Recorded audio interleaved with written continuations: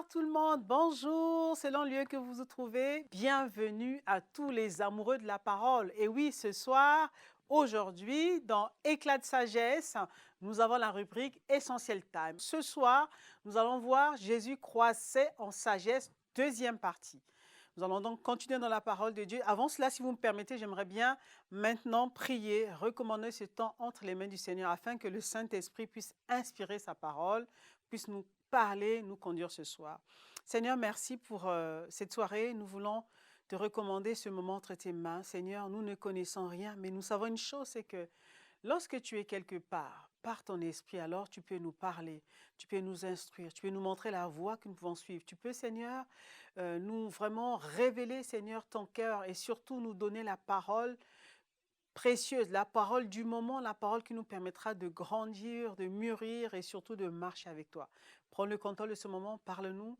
Saint-Esprit, nous nous soumettons à toi, tendre Père. Merci pour l'assistance du Saint-Esprit qui nous conduit ce soir. À toi la gloire, au nom de Jésus. Amen, amen, amen. Alors, nous avons dit lors de la première partie sur Jésus croissant en sagesse, c'est que nous avons vu le cas ensemble de Salomon. Salomon, un homme que la Bible décrit comme étant un homme sage, un homme qui a manifesté une sagesse sans précédent sur la terre. Cet homme était même appelé l'homme le plus sage sur la terre, hein, jusqu'à ce que Jésus vienne. Hein. Jésus a manifesté la sagesse, mais au temps de Salomon, la Bible dit qu'il a manifesté une sagesse sans précédent. Pourquoi? Parce que la sagesse dont il s'agissait là, c'était la sagesse qui venait de Dieu. Nous avons vu ensemble comment Salomon avait fait avait offert des offrandes au Seigneur, a offert plusieurs holocaustes à Dieu, et Dieu était touché par le cœur de Salomon, touché par ce geste que personne d'autre avait pu faire en son temps. Et Dieu est venu voir Salomon en lui demandant, Salomon, qu'est-ce que tu veux que je fasse pour toi? Pourquoi tu as fait tout ça en fait? Et Salomon lui dit, Seigneur, je veux que tu me donnes la sagesse. Alors Salomon a demandé la sagesse et Dieu lui a dit, non seulement je te donnerai la sagesse, mais je donnerai par-dessus la sagesse, je te donnerai les biens, les richesses, l'argent. Et Salomon était également en ce temps devenu l'homme le plus riche sur la terre. Donc Salomon a manifesté la sagesse et nous avons vu un peu le parcours. C'est pas, la Bible le dit, mais ce n'est pas juste que c'est Salomon qui reconnaît qu'il était sage. Non, ce sont les hommes de son temps. Les rois qui étaient aux alentours, les rois qui étaient lointains, le peuple qui lui-même dirigeait pouvait voir. Et alors, nous avons lu dans le livre de 2 Chroniques, chapitre 9, verset 23, que je vais relire ici, 2 Chroniques 9, verset 23, « Tous les rois de la terre cherchaient à voir Salomon pour entendre la sagesse que Dieu avait mise dans son cœur. » Oui. Quand tu deviens sage, bien-aimé, les gens veulent te voir, les gens veulent savoir, mais comment tu as fait? Les rois, Salomon était roi, mais les autres rois voulaient voir ce que Dieu avait fait dans la vie de Salomon. Comment il manifestait sa sagesse? Quel était son secret? Et dans le livre de 1 Roi, chapitre 3, verset 28, donc là, c'était un peu la conclusion, un peu, vous savez, quand Salomon a résolu l'énigme là, entre la femme, deux femmes prostituées, une qui avait perdu son enfant en réalité, et l'autre qui avait encore son enfant en vie, mais ne sachant pas comment départager, et Dieu, le Seigneur, a inspiré Salomon justement une parole de connaissance, et Salomon a pu résoudre ce problème, et donc la mère de l'enfant est retournée à la maison avec son enfant. Alors la Bible nous dit dans 1 Roi 3, verset 28, « Tout Israël a pris le jugement que le roi avait prononcé, et l'on craignit le roi, car on vit que la sagesse de Dieu était en lui pour le diriger dans ses jugements. » Oui, là la Bible dit encore, c'est la sagesse de Dieu qui était en Salomon. Salomon était sage, mais ce n'était pas sa sagesse à lui, c'était la sagesse de Dieu qui habitait en Salomon. Voilà. Et quand la sagesse de Dieu t'habite, en tout cas, les hommes ne peuvent que constater. Même les gens qui ne t'aiment pas sont navrés de te voir opérer, de te voir manifester la sagesse de Dieu, mais ils ne peuvent rien. Ce n'est pas ta sagesse, c'est la sagesse de Dieu. Donc, comment un homme peut enlever la sagesse de Dieu en un autre homme? Ce n'est pas possible. Voilà. Ils peuvent qu'être navrés de voir comment tu manifestes la sagesse. Donc, la sagesse de Dieu était avec Salomon et tout le monde pouvait témoigner de cela. Comment ils pouvaient le voir? C'est en voyant comment Salomon, les décisions qu'il prenait, comment il dirigeait le peuple, les paroles de sagesse qui sortaient de sa bouche, les choix qu'il faisait. Là, les gens pouvaient dire « Waouh, cet homme est sage ». C'est ce que nous avons vu la dernière fois. Là, ce soir, nous allons voir croître en sagesse, deuxième partie. Pourquoi nous faisons autant pourquoi nous faisons deux parties? Parce que, bien aimé, vous êtes dans une émission qui s'appelle Éclat de sagesse. Et donc, la sagesse, c'est vraiment une thématique qui nous touche, qui nous concerne, et nous voulons vraiment prendre le temps de décortiquer, vous expliquer, en tout cas parcourir les Écritures pour prendre le maximum de secrets, tout ce que Dieu a enfoui dans sa parole, afin que nous soyons des hommes et des femmes équipés, et nous soyons des hommes et des femmes qui manifestent au quotidien la sagesse divine. Amen. Alors, ce soir, deuxième partie, nous allons voir la sagesse en action. Cas numéro 2, nous allons voir le cas d'une femme. Le cas d'une femme dans la Bible, cette femme s'appelle Abigail. Alors, bien aimé, je vous assure qu'en choisissant ce cas, c'est une femme que j'aime beaucoup et je me disais que je pouvais ici venir, ensuite vous faire des résumés de son histoire, mais nous sommes dans Essentiel Time. Donc, Essentiel Time, nous voulons lire la parole, méditer la parole, tourner les pages, être comme les chrétiens des Béry qui tournent les pages de la Bible, qui regardaient ce que la parole de Dieu disait. Donc, c'est ce que nous allons faire là ce soir. Comment Abigail a manifesté la sagesse? Comment Abigail, pourquoi pouvons-nous dire qu'Abigail était une femme sage? C'est ce que nous allons voir dans les Écritures en lisant toute son histoire dans la Bible, dans le livre de 1 Samuel chapitre 25. Bien aimé, c'est un peu lent, mais nous allons le lire. Amen. Est-ce que tu es content d'être connecté ce soir? J'espère. Moi, je suis excitée. Et nous sommes ensemble pour un petit temps. Donc, je vais lire le passage de 1 Samuel 25 pour comprendre l'histoire d'Abigail, une femme qui a manifesté la sagesse dans son époque, dans son temps, une femme mariée qui a manifesté la sagesse. Et par la grâce de Dieu, j'espère que cette histoire vous fera du bien et cette histoire va inspirer d'autres femmes. La Bible dit, il y avait à Maon un homme fort, riche, possédant des biens à Carmel. Il avait 3000 brebis et 1000 chèvres et il se trouvait à Carmel pour la tente de ses brebis. Le nom de cet homme était Nabal et sa femme s'appelait Abigail. C'était une femme de bon sens et belle de figure, souligner bon sens, et belle de figure, mais l'homme était dur et méchant dans ses actions. Il descendait de Caleb. Au verset 4, David apprit au désert que Nabal tondait ses brebis. Il envoya vers lui 10 jeunes gens auxquels il dit « Montez à Carmel et allez auprès de Nabal. Vous le saluerez en mon nom. Et vous lui parlerez ainsi « Pour la vie, sois en paix et que la paix soit avec ta maison et tout ce qui t'appartient. Et maintenant, j'ai appris que tu as l'étendeur. Or, tes bergers ont été avec nous. Nous ne leur avons fait aucun outrage et rien ne leur a été enlevé pendant tout le temps qu'ils ont été à Carmel. Demande-le à tes serviteurs et ils te le diront. Que ces gens trouvent donc grâce à tes yeux, puisque nous venons dans un jour de joie. » C'est David qui parle, qui dit à ses serviteurs d'aller dire ces paroles à Nabal. Donc, je te prie à tes serviteurs et à ton fils David, ce qui se trouvera sous ta main. Lorsque les gens de David furent arrivés, ils répétèrent à Nabal toutes ces paroles au nom de David. Puis ils se turent. Nabal répondit aux serviteurs de David, « Qui est David et qui est le fils d'Isaïe? Il y a aujourd'hui beaucoup de serviteurs qui s'échappent auprès de leur maître.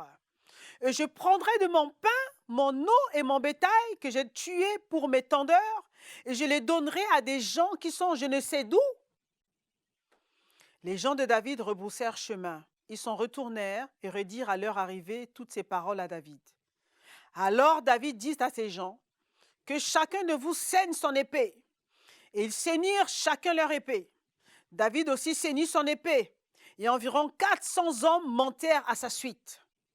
Et on resta 200 près des bagages. Au verset 14, un des serviteurs de Nabal vint dire à Abigail, femme de Nabal, « Voici, David a envoyé du désert des messagers pour saluer notre maître qui les a rudoyés. Et pourtant, ces gens ont été très bons pour nous. Ils ne nous ont fait aucun outrage et rien ne nous a été enlevé. Tout le temps que nous avons été avec eux, lorsque nous étions dans les champs, ils nous ont nuit et jour servi du mirail tout le temps que nous avons été avec eux, faisant paître les troupeaux. Sache maintenant et vois ce que tu as à faire, car la perte de notre maître et de toute sa maison est révolue. Et il est si méchant qu'on ose lui parler. » Alors Abigail prit aussitôt 200 pains, 2 outres de vin, 5 pièces de bétail à prêter. 5 mesures de grains rôtis, 100 masses de raisins secs et 200 de figues sèches. Elle les mit sur des ânes. Et elle dit à ses serviteurs, « Passez devant moi, je vous prie, je vais vous suivre. » Elle ne dit rien à Nabal, son mari. Soulignez, Abigail ne dit rien. Il a pris les présents, il a mis sur les chameaux et elle ne dit rien à son mari. Au verset 20, montée sur un âne, elle descendit la montagne par un chemin couvert et voici David et ses gens descendaient en face d'elle en sorte qu'elle les rencontra. David avait dit, « C'est bien en vain que j'ai gardé tout ce que cet homme a dans le désert et que rien n'a été enlevé de tout ce qu'il possède. Il m'a rendu le mal pour le bien. Que Dieu traite son serviteur David en toute sa rigueur. Si je laisse subsister jusqu'à la lumière du matin qui que ce soit de tout ce qui appartient à Nabal. » Verset 23. Lorsqu'Abigail aperçut David, elle descendit rapidement de l'âne, tomba sur sa face en présence de David et se prosterna contre terre. Là, Abigail est en train de pratiquer une loi bien aimée que nous connaissons tous, c'est la loi de l'honneur, la loi du respect. Abigail aperçoit le roi qui est furieux, le roi qui est fâché. Elle se prosterne, c'est une femme en plus. Elle se prosterne.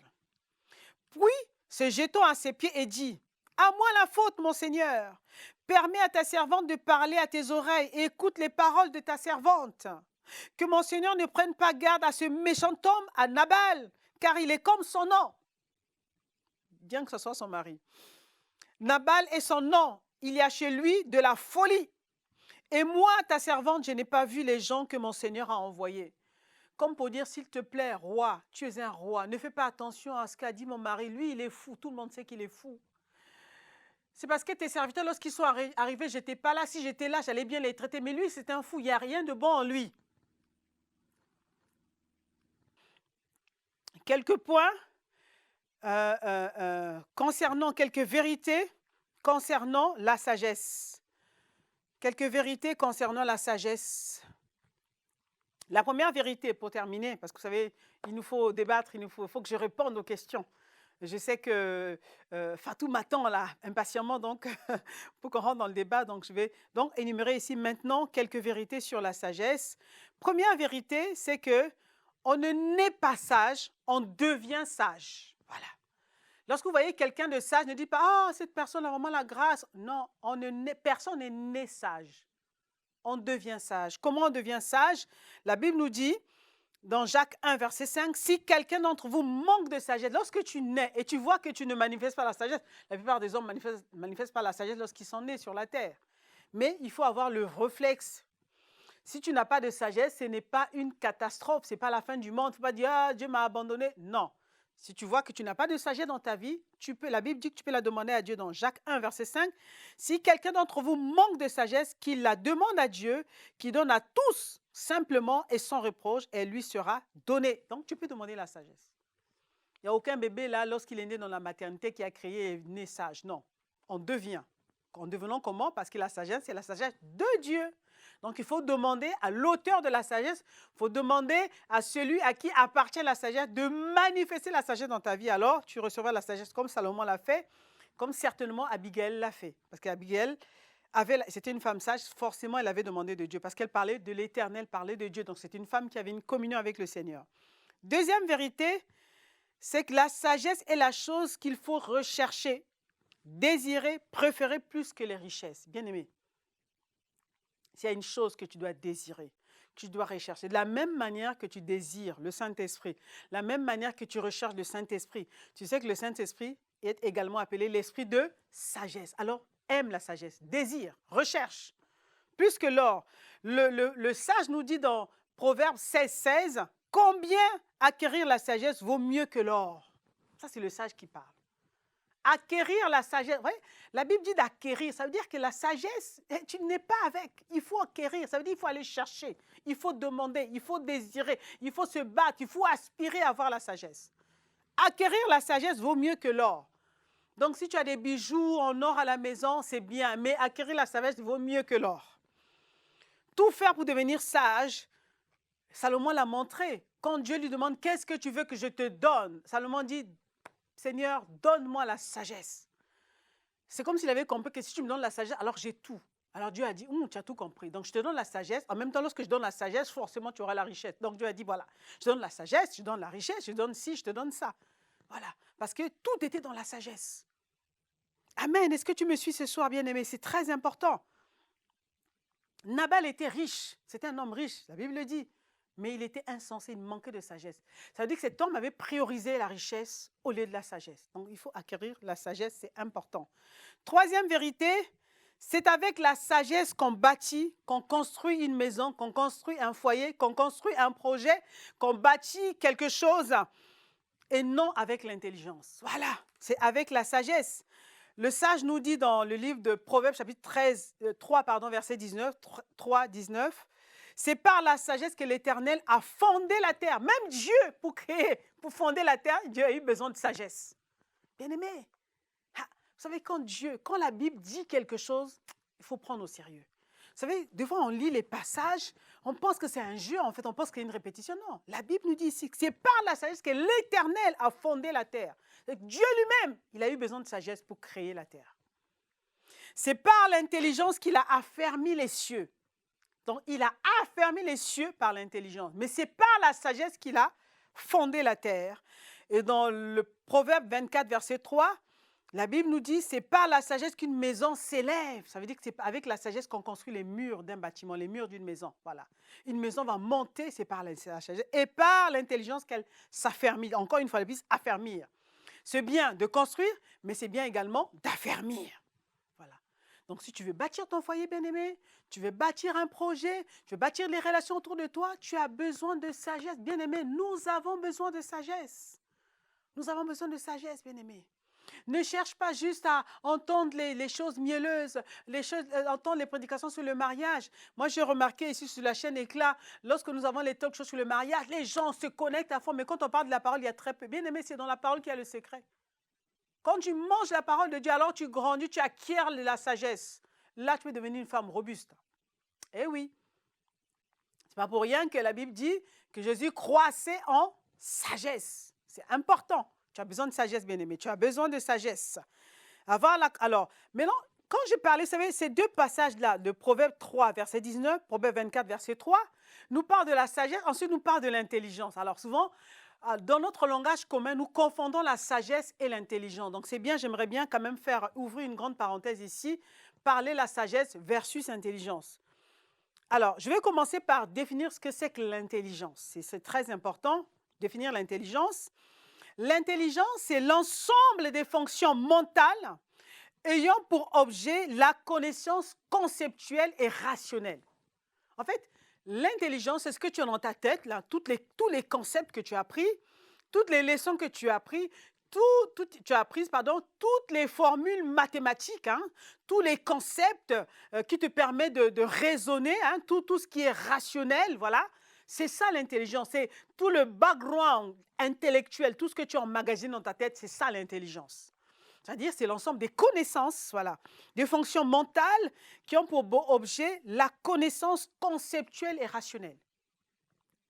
Amen. Mais si tu te limites juste à ça, c'est-à-dire à emmagasiner la connaissance dans ta tête, alors tu ne peux pas dire que tu es sage. Parce que connaître les choses ne suffit pas. C'est pour ça que la dimension de la sagesse apparaît ici. C'est quoi la sagesse? La sagesse, se trouve dans la mise en pratique de toute la connaissance que tu as des choses. Admettons que tu sais que A plus A égale B, mais non, la sagesse va venir lorsque tu vas mettre en pratique pour créer une situation, une circonstance, ou bien pour changer les choses autour de toi. Alors là, tu seras en train de marcher dans la sagesse. Donc, la sagesse, c'est la mise en pratique de ce que tu connais, de ce que tu sais qui est bon pour toi, pour ton environnement, pour les gens qui t'entourent, pour ce qui est bon, ce que Dieu a dit que c'était bon. Lorsque tu mets en pratique, alors, bien aimé, tu es sage. Eh oui, c'est pour ça que la Bible nous dit, donc ça c'est la quatrième vérité, la Bible nous dit que la crainte de l'Éternel est le commencement de la sagesse. Oui, lorsque tu crains Dieu, alors tu commences à devenir sage. Lorsque tu crains Dieu, on peut t'appeler femme sage. Mais je reviens d'abord sur sagesse et connaissance. Faut savoir que le contraire de sage, c'est insensé. Voilà. Donc, c'est pour ça qu'aujourd'hui, on a beaucoup d'intellectuels, beaucoup de gens soi-disant intelligents, mais insensés. Voilà, c'est bizarre. Hein? Quand on donne les deux formes, les deux approches, on peut penser que c'est une contradiction. Ce n'est pas une contradiction. Insensé, c'est Dieu qui dit insensé. Connaissance, bagage intellectuel, diplôme, bac plus 10, insensé. Eh bien oui, bah oui. Parce que si cette personne qui a emmagasiné cette connaissance est incapable de mettre en pratique tout ce qu'elle a appris, alors cette personne est insensée, donc manque de sagesse. Tout à fait. C'est ça. C'est-à-dire que tu peux passer des années à acquérir une connaissance, mais si tu ne la mets pas en pratique, bien aimé, tu ne manifestes aucune sagesse, donc tu n'es pas sage aux yeux de Dieu. C'est pour ça que l'intelligence, c'est bien, l'intelligence permet d'affermir, mais la sagesse bâtit, la sagesse construit, la sagesse établit, la sagesse élève, la sagesse construit. Voilà, on a besoin de sagesse pour faire toutes ces choses. Une fois qu'on a construit avec la connaissance qu'on a, on peut maintenant affermir tout ce qu'on a emmagasiné, tout ce qu'on a construit, tout ce qu'on a bâti. Amen, j'espère que vous suivez. Donc, quatrième vérité, donc la sagesse commence par la crainte de Dieu. Moi, j'aime beaucoup ce passage qui dit la crainte du Seigneur est le commencement de la sagesse. Ça veut dire que là où il n'y a pas la crainte de Dieu, il n'y a pas de sagesse. Voilà. La sagesse commence. La sagesse, ce n'est pas la crainte de Dieu, mais c'est le commencement. Hein? Le sage le dit dans Proverbe 9, 10.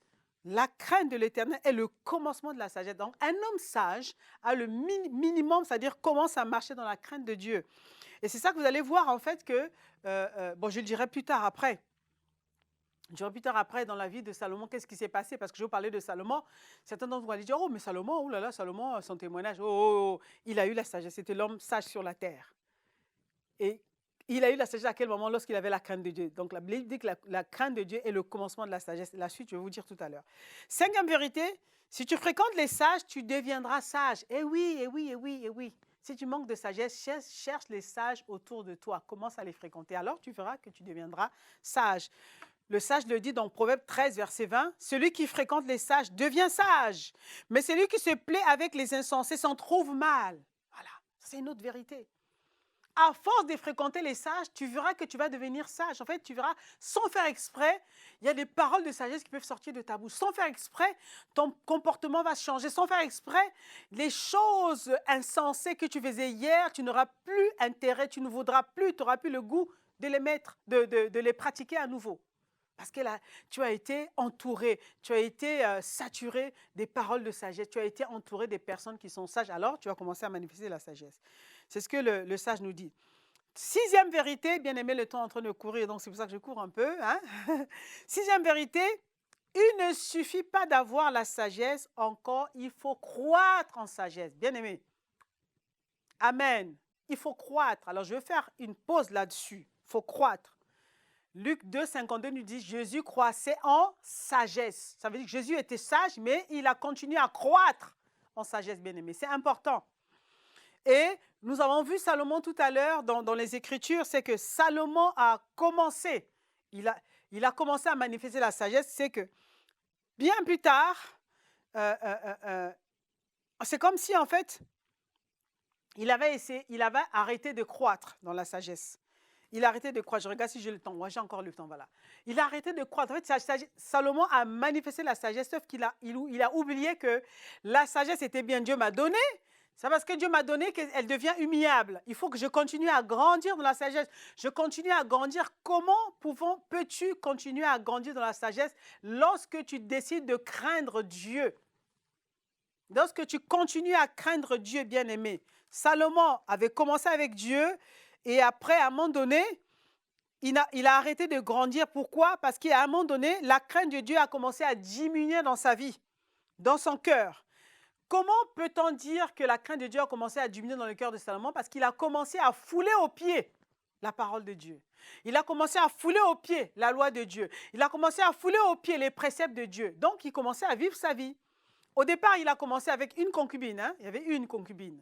Dieu lui avait dit que tu ne dois pas avoir des concubines. Après, il prend une deuxième, troisième. Et vous savez comment? Je ne vais pas vous dire, lisez dans la Bible, avec combien de concubines Salomon a fini. En fait, au départ, la crainte de Dieu diminuait. Vous savez, quand la crainte de Dieu diminue dans ton cœur, si tu ne fais pas attention, l'Esprit de Dieu va quitter ta vie, en fait. C'est ce qui est arrivé à Salomon. La Bible dit que le Saint-Esprit, c'est l'esprit de sagesse. Donc, l'Esprit de Dieu qui apporte la crainte de Dieu dans ta vie lorsque tu commences à fouler aux pieds la parole de Dieu, alors ben la sagesse cesse en fait. Et Salomon a cessé de croître. Voilà. Il n'y a pas, personne n'est neutre quelque part. Bien aimé, quand tu dis que ouais, ben moi je vais vivre une vie chrétienne quand je peux, voilà, je fais de temps en temps, il n'y a pas de surplace dans le Seigneur. Si tu ne grandis pas, alors tu vas diminuer et tu peux rétrograder. C'est ce qui est arrivé à Salomon. Il a reçu la sagesse, il a commencé à fouler aux pieds la parole de Dieu, la sagesse a commencé à diminuer et diminuer jusqu'à disparaître. Et il est devenu insensé. Il a fini sa vie avec je ne sais pas combien de concubines. À tel point où, en fait, il y a des concubines qu'il ne pouvait même pas avoir dans l'année parce que une année, compte 365 jours, il avait plus de 365 concubines. Donc, il y a des concubines qu'il ne pouvait pas toucher dans sa vie. Voilà. Et c'est juste insensé, quoi. Et il a fini sa vie rétrograde, juste parce qu'il a oublié qu'il fallait croître. Alors, Jésus, la Bible nous dit, croissez en stature. Au verset, comment Jésus croissait croissait en sagesse, comment Jésus croissait en sagesse, au verset Luc 2, verset 42, nous voyons ici que la Bible nous dit, dans la version Martin, Luc 2, 42, tous ceux qui l'entendaient s'étonnaient de la sagesse et de ses réponses. Les gens qui entendaient Jésus, depuis petit, vous vous souvenez qu'à l'âge de 12 ans, il allait au temple. Il est resté. Ses parents l'ont oublié. Ce n'est pas que les parents ont oublié. Il s'est fait oublier de ses parents. Il voulait parler au docteur de la loi qui était dans le temple. Et il est resté là et la Bible dit que c'est ces docteurs de la loi qui pensaient incarner la sagesse divine, qui pensaient maîtriser la parole. Un petit de 12 ans les a déstabilisés. Il dit, waouh, mais d'où il sort cet enfant? Quelle sagesse! Et bien plus tard, vous voyez, on va voir que dans la vie de Jésus, la Bible dit que Jésus croissait, ça veut dire qu'il ne s'est pas limité là, il a continué. Devant la femme qui a été attrapée en flagrant délit d'adultère, vous vous rappelez la sagesse que Jésus... En fait, la sagesse, vous allez la voir manifester en fait souvent. Hein, quand devant une situation terrible, devant une énigme, vous avez une inspiration. Je l'ai dit, la première partie de la sagesse, en fait, Jésus croissant en sagesse. Et vous allez voir, c'est ce que Salomon a manifesté également. Vous avez soudainement une parole de connaissance pour vraiment clouer, mettre par terre vos adversaires. Vous vous rappelez, ces pharisiens qui arrivent, qui ramènent une femme qui a été attrapée en flagrant délit d'adultère, ramènent devant Jésus, et Jésus reçoit cette femme, et ils disent, Maître, on a attrapé cette femme en flagrant délit d'adultère. Et la loi dit, et c'est vrai, la loi dit que lorsqu'une femme est attrapée, il faut la lapider. Donc, ces gens qui sont en train de parler, chacun avait sa pierre à la main. Alors, qu'est-ce qu'on doit faire? Mais c'est pas, ils demandent qu'est-ce qu'on doit faire, mais ils ont déjà la pierre à la main, ils sont prêts à lapider cette femme. Alors, Jésus va dire une parole de sagesse. Que celui qui pense qu'il n'a commis aucun péché lance la première pierre. Waouh! Parole de sagesse. Et ça, cette parole-là a cloué la bouche de tous ceux qui voulaient lancer. Et dans le groupe des gens qui étaient debout, là, il y avait beaucoup d'hommes. Et ces hommes-là, tous étaient des adultères. Hein? Vous savez, on attrape une femme en flagrant délit d'adultère, mais où est l'homme? Pourquoi on ne ramène qu'une femme? L'adultère, ça se fait à deux. Et l'autre, celui qui était avec elle est où? Celui qui était avec elle était dans la foule avec les autres, avec sa pierre aussi à la main. C'est ça, l'hypocrisie des hommes. C'est ça, l'hypocrisie de l'être humain. Et Jésus dit, celui qui n'a commis aucun péché lance la première pierre. Tous ont dit, là, nous tous nous sommes dedans. Personne n'a lancé. La Bible dit qu'ils ont commencé à déposer la pierre. Voilà un niveau de sagesse que Jésus a manifesté. Et toujours dans son ministère, devant les pharisiens encore, ils viennent encore avec une parole piège. Voilà, ils disent, on nous dit de payer l'impôt à César. Que devons-nous faire alors que toi tu parles de ton Père céleste? Donc ils prennent la parole de Dieu, ils mélangent les choses, ils rajoutent, ils tordent la parole, ils commencent à dire... Et Jésus leur dit, montrez-moi la pièce de monnaie. Il montre, il dit, qui a l'effigie de qui est sur cette pièce de monnaie? Il dit, l'effigie de César. Il dit, rendez à César ce qui est à César et à Dieu ce qui est à Dieu. Parole de sagesse. Là encore, les gens sont bouleversés. Waouh!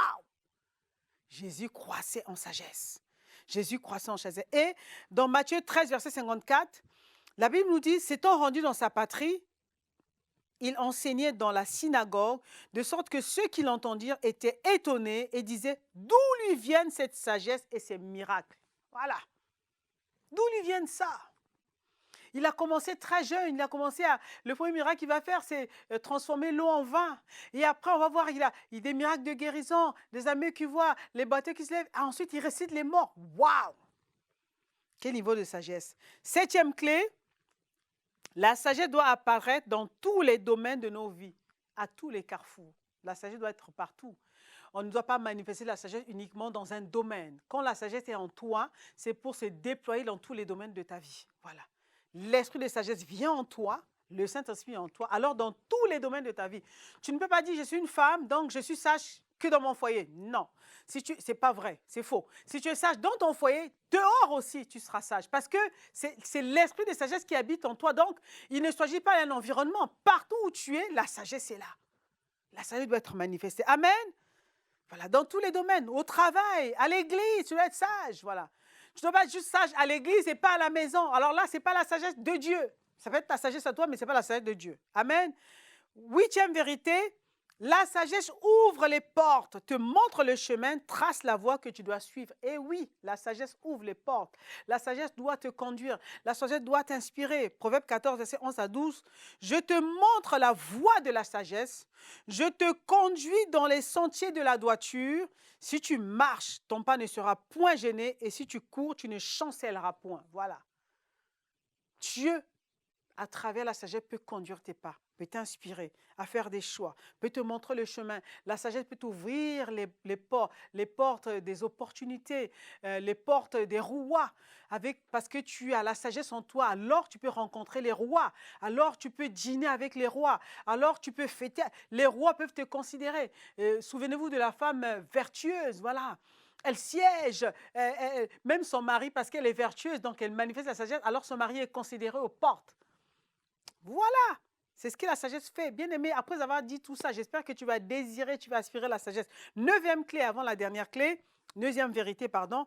La sagesse te donne le discernement. Alors, je n'aurai pas forcément le temps de développer, on développera ça tout à l'heure dans la deuxième partie.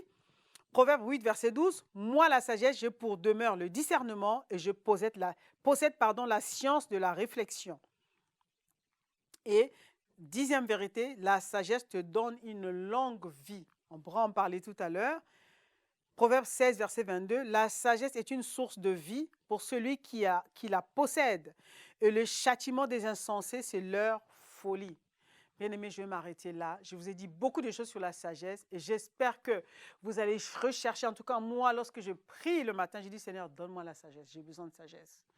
Devant, je suis là, je supplie, Seigneur, accorde-moi ta sagesse. J'ai besoin de sagesse dans telle situation. Qu'est-ce que je dois dire? Qu'est-ce que je dois faire?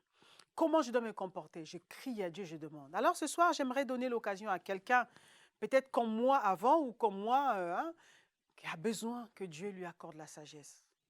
Alors, je vais faire cette prière pour que le Seigneur t'accorde la sagesse, bien-aimé. Si tu sens que dans ta vie, ton mari dit que tu es insensé, les gens disent que tu es toujours à gauche, ta vie, tu ne dégages pas la sagesse, alors c'est possible de demander à Dieu, je vais prier avec toi.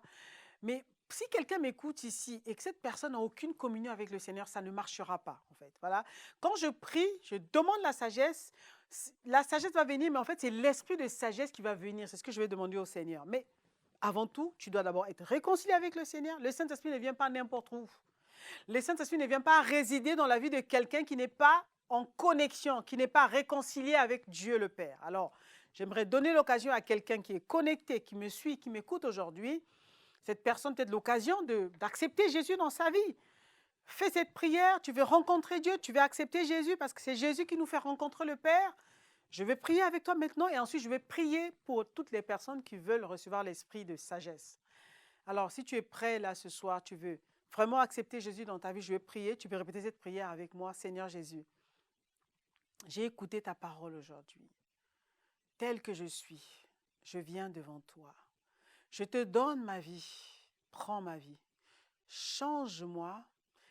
Réécris l'histoire de ma vie. Merci Seigneur, de ce qu'à travers ta mort et ta résurrection, tu me réconcilies avec le Père. Au nom de Jésus.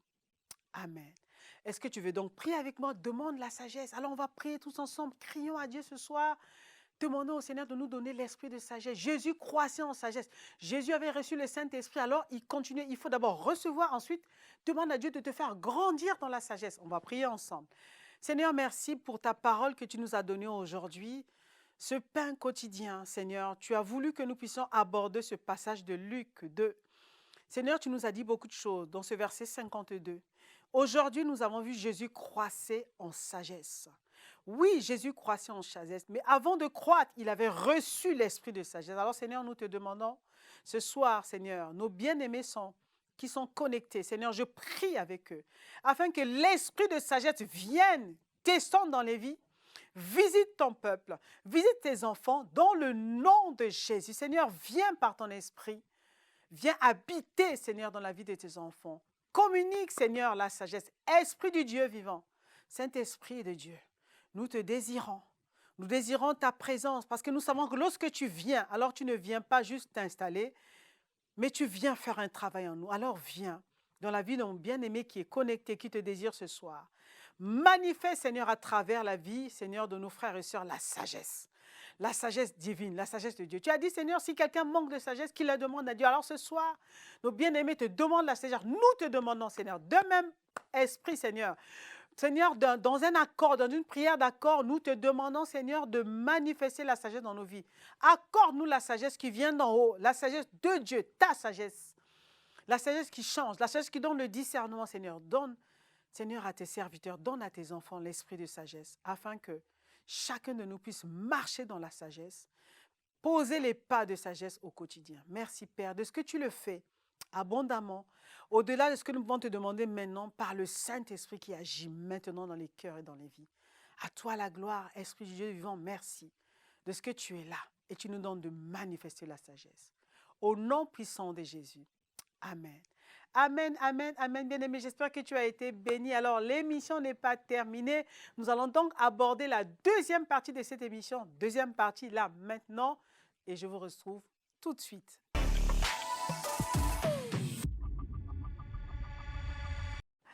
En tout cas, vous êtes les bienvenus et nous allons poursuivre.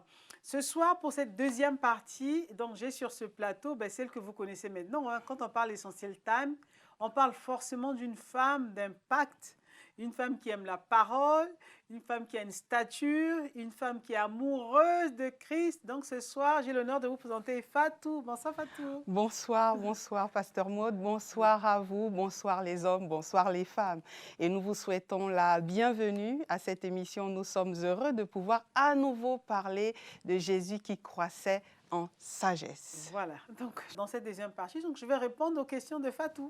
Très bien. Fatou, voilà. Au niveau de la vérité 5, tu disais, si tu fréquentes les sages, tu deviens sage. Alors, si tu fréquentes, Pasteur Maud, je prends notre cas à nous, nous fréquentons des églises, nous sommes dans une église, même si pour l'instant, nous ne sommes pas dans l'église avec les 4 murs comme on l'avait connu il y a quelque temps en arrière, mais voilà, on fréquente des frères, des sœurs, etc. Dans le verbe fréquenter ici, de quoi on parle? Est-ce que ça veut dire qu'il faut passer du temps ensemble? De quoi il est question? Ah oui, effectivement, c'est une bonne question. Fréquenter, il faut déjà rentrer en contact. C'est-à-dire que côtoyer, écouter, effectivement passer du temps. Mais s'intéresser à, c'est fréquenter en fait. C'est-à-dire que moi, je crois que dans le mot fréquentation, ce n'est pas justement dormir avec la personne, toucher la personne du doigt, parce qu'aujourd'hui, à travers les réseaux sociaux, on peut fréquenter certaines personnes. Ça veut dire que j'apporte de l'importance à ce que cette personne dit. J'écoute cette personne, j'essaie de m'intéresser à ce qu'elle fait, j'essaie de comprendre qui elle est réellement. Donc, je côtoie la personne, même à distance. Voilà, c'est ça. Quand tu fréquentes les sages, tu deviens sage. Ça veut dire que j'écoute ce que les sages écoutent. J'essaie d'imiter les sages, alors je deviendrai sage. Voilà. En fait, c'est contagieux. En fait. C'est une vérité biblique. Hein. C'est le sage qui le dit, j'ai donné le passage tout à l'heure. Celui qui fréquente les sages devient sage. Donc, en fait, c'est une des manières aussi, là aujourd'hui on a prié, mais moi je peux aussi exhorter les sœurs, les frères, tous ceux qui nous écoutent, apprenez à fréquenter les sages. De la même manière, celui qui fréquente les hommes insensés devient insensé. Donc, quand tu vois qu'il y a quelqu'un qui dit « Oh, je t'aime bien », mais la personne est insensée, fuis cette fréquentation parce qu'elle risque de te contaminer. C'est contagieux. Fréquente un sage pour devenir sage. Écoute les paroles du sage. Comprends comment le sage fait. Imite le sage. Alors, tu verras que la sagesse va se coller à toi, va s'attacher à toi. Voilà. Parce que la Bible dit que la sagesse court. La sagesse cherche une demeure, cherche chez qui habiter. Dieu cherche des vases. Dieu cherche des hommes et des femmes qui veulent se rendre disponibles pour qu'ils viennent faire de ces hommes et des femmes sa demeure. Alors, si tu fréquentes les sages, tu t'intéresses aux gens qui sont sages. Pas sages selon le monde, bien-aimé. Sages selon Dieu. La sagesse dont on parle, c'est la sagesse de Dieu. Amen. Alors tu verras que tu deviendras Amen. ça. Tu vas commencer, sans faire d'export, à commencer à changer ton comportement. Si tu avais l'habitude, par exemple, d'être impatient, d'être en colère, mais il y a une personne que tu observes depuis un temps et tu vois que cette personne manifeste la maîtrise de soi, la patience. Et ça, cette personne t'impacte. Tu dis, j'aimerais bien être comme cette personne. Amen. J'aimerais bien. Et donc, tu vas commencer à écouter les paroles que cette personne donne. Tu verras que petit à petit, ton comportement, ta manière d'être va changer. Parce que tu vas imiter, comme l'apôtre Paul dit, soyez mes imitateurs, comme moi je le suis de Christ. Amen. Donc voilà, imite les personnes qui, de leur vie, font tout pour marcher avec la parole de Dieu et mettent en pratique la parole de Dieu au quotidien. Alors, tu verras que ça deviendra également ton quotidien. Tu ne feras plus d'efforts, justement, pour marcher dans la sagesse, dans l'obéissance à la parole de Dieu. Amen, amen.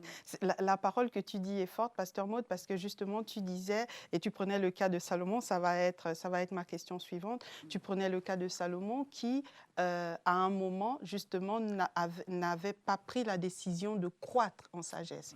Et par rapport à ça, donc j'aimerais venir sur la vérité 6, où tu disais, il ne faut pas seulement posséder la sagesse, mais il faut croître en sagesse.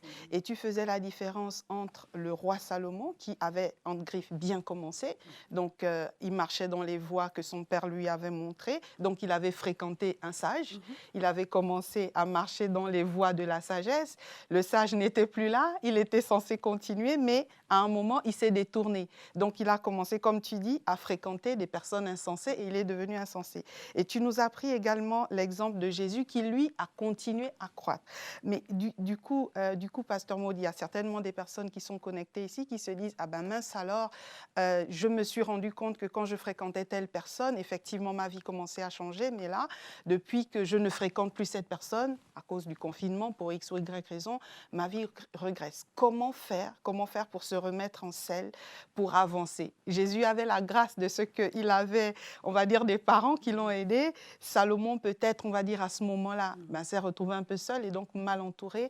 Comment les personnes qui nous suivent ce soir, qui sont peut-être mal entourées, peuvent faire? Je sais qu'à un moment, tu as parlé de la parole de Dieu, mais très concrètement, voilà, comment elles peuvent Alors, faire? concrètement, déjà, la prise de conscience, c'est une première étape. Parce Amen. que les gens pensent que parce que j'ai reçu, un jour, j'ai manifesté une parole de sagesse, alors je suis sage. Oui, tu es sage. Mais le problème, c'est qu'il ne faut pas te contenter juste d'être sage. En fait. Il faut croître. Hein? Moi, je vois aujourd'hui des pères, des gens qui nous ont précédés, raconter, vous savez, dans notre temps, en 1985, 1990, voilà ce qu'on a fait, voilà, j'avais dit telle parole et ça a bouleversé les gens, voilà, j'ai fait tel discours, les gens étaient touchés, voilà. Mais ils parlent au passé. C'est-à-dire que j'ai presque envie de dire, mais aujourd'hui, qu'est-ce qui se passe? Voilà, qu'est-ce qui se passe, en fait? C'est-à-dire que l'être humain, souvent, mais je ne sais pas si c'est inconsciemment, mais c'est une mauvaise habitude, en fait, aime s'installer sur les victoires d'hier. Hier, on a fait telle chose, c'était bien.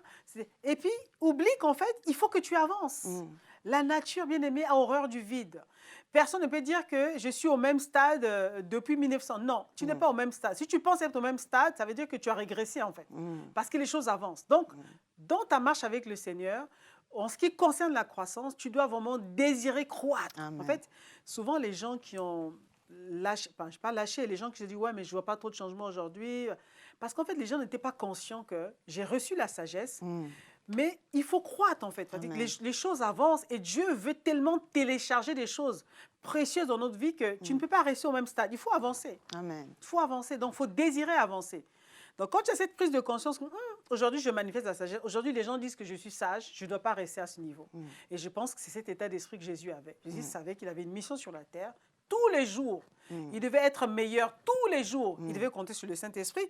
Tous les jours, il devait avancer. Tous les jours, il devait faire des exploits. Donc, forcément, il devait manifester un niveau de sagesse sans précédent. Donc, quand tu le désires, alors tu prends la décision. Donc, ça commence par là, le mental. Parce que souvent, quand on se laisse dépasser, c'est parce que on ne sait plus trop quoi faire, on est assis dans un confort et on pense que les choses vont demeurer comme ça. Non, les choses changent, les choses bougent. Donc, la personne qui, à un moment donné, sent que j'ai perdu un peu pied, ceux qui étaient avec moi à un moment donné sont allés loin. Je sens que c'est plus comme avant, mais essaie d'examiner. Donc, fais une analyse, une autocritique, un examen, une introspection. Tu vas voir qu'il y a quelque chose que tu faisais hier que tu ne fais plus aujourd'hui. Voilà. Amen.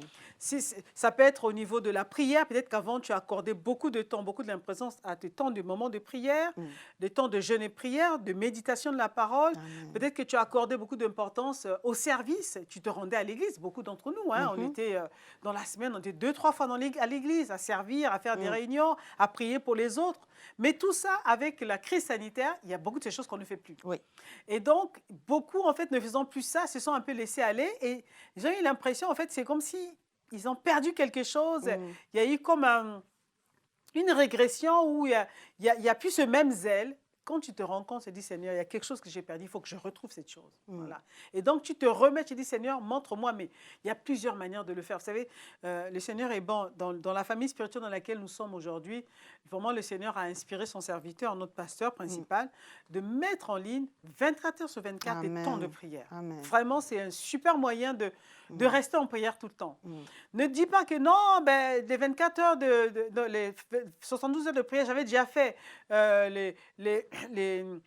comment on l'appelle, le mois de jeûne et prière, j'avais 21 jours de jeûne et prière, j'avais déjà fait. Non, ne dis pas ça. La parole de Dieu est vivante. Amen. Voilà. Quand tu te connectes, moi je sais, quand je monte dans ma voiture, je mets ces temps de prière, tout de suite, sans qu'on me demande, je commence à prier en langue. Voilà. Je prie en esprit, je sens que mon esprit est éveillé. Donc, voilà, je suis en activité, quoi. Spirituellement, voilà. J'essaie de combattre spirituellement et je sens que je suis entraînée là dans la prière. Et donc, voilà, c'est une manière également de t'approprier des moments que tu avais avant. Quand l'église se passait normalement, quand tu pouvais venir à tout moment à l'église, il y a des gens qui tous les soirs, quand ils pouvaient venir à l'église, mais là, comme il n'y a plus, même le culte du dimanche, on ne peut plus venir. Exactement. Et donc, il y en a qui sont installés dans le confort. Non, il faut se faire violence, en fait. Voilà, donc, il faut d'abord être conscient de ça, faire un peu l'analyse de où est-ce que je suis aujourd'hui et dire, Seigneur, ça doit changer. Et donc, je dois vraiment emboîter le pas, je dois continuer à croître. Manger la parole de Dieu, m'exercer spirituellement. Et je pense que la prochaine session, enfin le prochain enseignement, ça sera Jésus croissait en stature. En stature, on va le voir, en la effet. stature, voilà. Et je pense que Dieu nous fera du bien également. Voilà. Donc, ne te dis pas, oh là là, parce qu'il y a eu le corona. Non, non, non, non, non. Tu vas te faire violence. Il n'y a aucune excuse, en fait. Quand tu dis ça, c'est l'ennemi qui se frotte les mains. Je dis, c'est ça même que je voulais. Il faut dire non. Je ne laisserai aucune circonstance. Je ne laisserai aucune épreuve.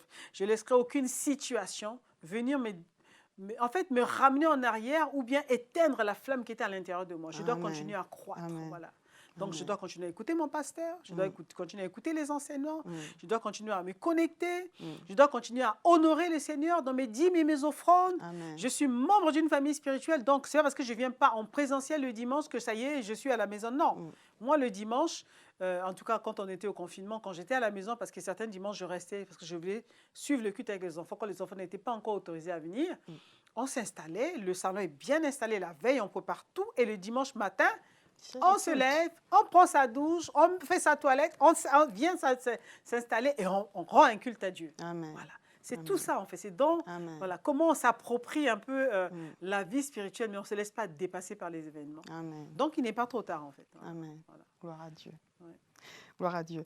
Alors, il y a un point important, Pasteur Maud, que tu soulignais tout à l'heure, c'était l'autoséduction. C'est-à-dire qu'il ne faut pas que les personnes se disent parce que je participe à des rencontres, etc., donc la sagesse que j'avais, par exemple, avant le confinement, j'ai toujours la même sagesse. Non, ce que tu es en train de nous dire, c'est qu'aujourd'hui, Dieu veut nous amener à acquérir la sagesse d'une autre manière. Tu disais justement pendant la prédication que c'est le Saint-Esprit qui est l'esprit de sagesse. Tout à fait. C'est peut-être aussi pourquoi il a inspiré à son serviteur, le pasteur Ivan, de nous amener à développer une autre communion et relation avec le Saint-Esprit, parce qu'en cette saison, on a besoin d'une autre forme de sagesse. Voilà.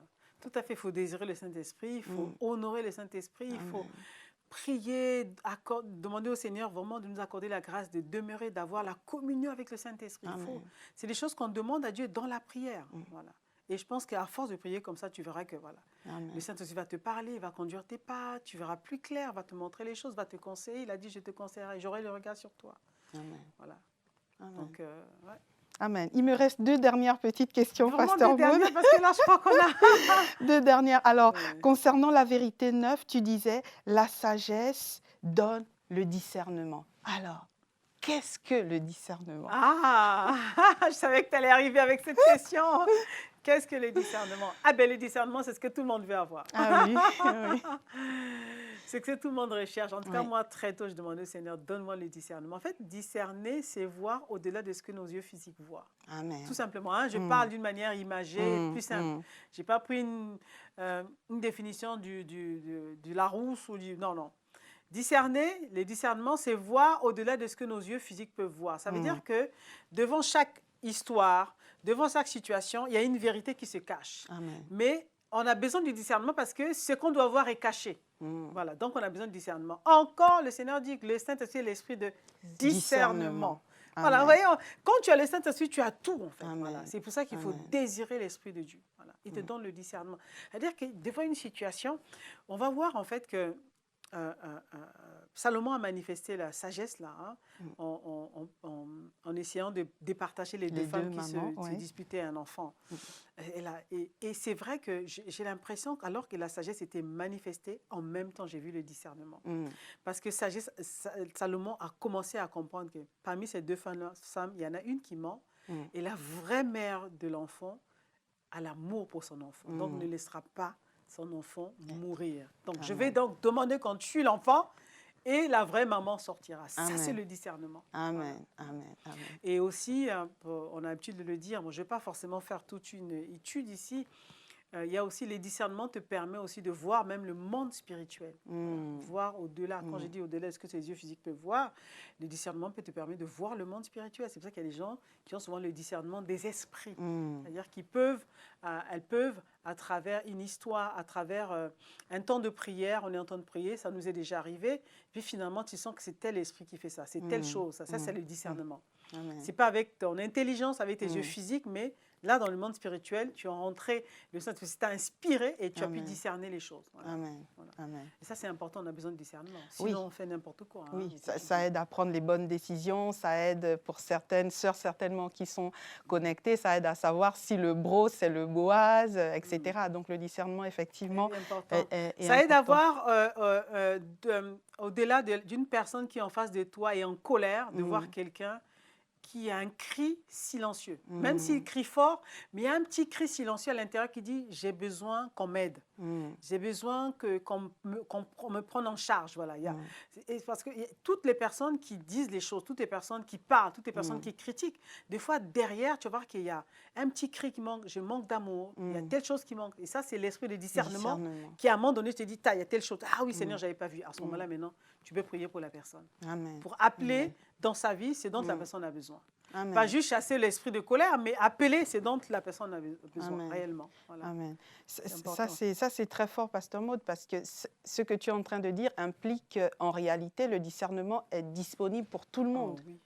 Amen. Tout à fait. Parce qu'il y a Mais il y a des gens qui ont des dons de discernement. Le don, ça. alors ça, le don, c'est Dieu à donner d'office sans que la personne ait demandé là. Et ça, c'est génial. Mais si tu ne l'as pas, tu peux demander. Hein. Amen. Amen. Ok, ma toute dernière question va concerner la dernière vérité, donc la vérité 10, où tu disais « la sagesse donne une longue vie ». Alors, pendant que tu disais « la sagesse donne une longue vie », j'ai imaginé l'apôtre Jean, donc celui que le Seigneur Jésus-Christ aimait, celui qui a eu la révélation de l'Apocalypse, qui effectivement a vécu très vieux. Donc, est-ce que c'est parce que... Donc, pendant que tu parlais, je me posais la question, alors lui, il a une longue vie. Est-ce que c'est parce qu'il était sage ou c'est parce qu'à un moment, le Seigneur Jésus-Christ a dit, si je veux qu'il vive longtemps, etc. Donc, Pasteur Maud, quand tu dis la sagesse donne une longue vie, il s'agit de quoi? Est-ce que c'est une longue vie en années ou est-ce que c'est une qualité de vie? Une longue vie, c'est une longue vie. Hein? C'est-à-dire que tu ne mords pas vite.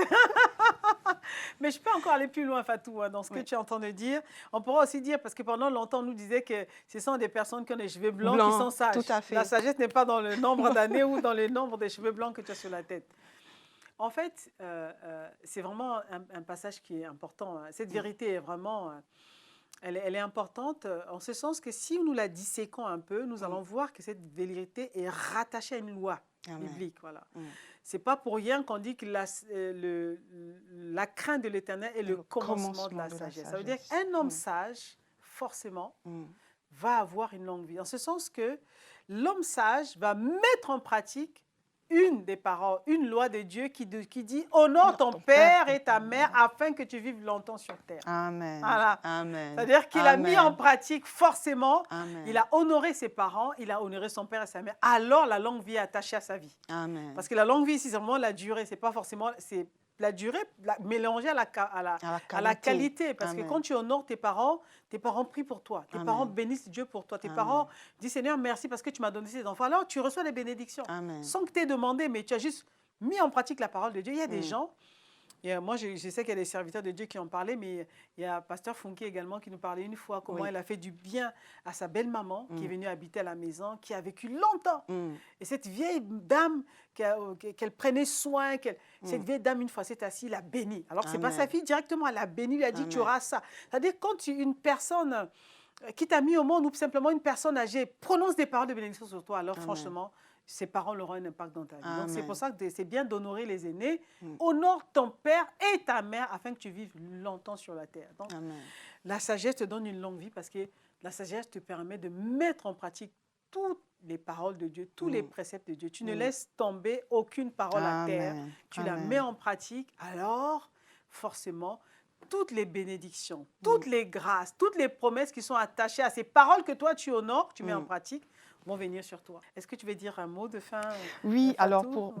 pour le mot de fin, vraiment, Pasteur Maud, s'il y a vraiment une parole, moi, qui m'a interpellée, c'est, comme tu le disais tout à l'heure, le fait de grandir dans la parole. Parce que je me demandais, mais déjà depuis la dernière fois, mes seigneurs, ok, on prie pour demander plus de sagesse, mais très concrètement au quotidien, et là, ça a été dit, c'est mettre la parole en pratique, passer plus de temps dans la présence de Dieu, laisser le Saint-Esprit grandir en nous, laisser le Seigneur nous amener à croître comme Jésus croissait en utilisant, bien évidemment, l'aide que le Saint-Esprit nous accorde au quotidien. Amen, amen, Donc amen. vraiment, c'est tout ce que je demande au Seigneur pour chacun d'entre nous. Et vraiment, je nous invite à écouter et réécouter cette prédication parce que je crois assurément qu'elle va nous faire du bien. Et comme Pasteur Maud disait, en écoutant, nous allons nous associer à une femme sage, donc nous allons prendre notre part de sagesse également. Amen, amen. Nous avons été ravis de vous avoir ce soir. Comme Fatou l'a dit, vraiment, c'était une joie de partager cette thématique de Jésus croissait en sagesse. Amen. Parce que Jésus croissait en sagesse, la vie de Jésus doit être... Jésus est notre modèle par excellence. Alors, je prie que tu puisses croître également en sagesse. Amen. Désire la sagesse, recherche la sagesse, valorise la sagesse. Demande au Seigneur, accorde-moi la sagesse et accorde-moi la grâce de croître en sagesse. Que Dieu vous bénisse en tout cas ce soir et nous vous retrouvons la semaine prochaine. À très bientôt. À Nous bientôt. disons au revoir. Au revoir.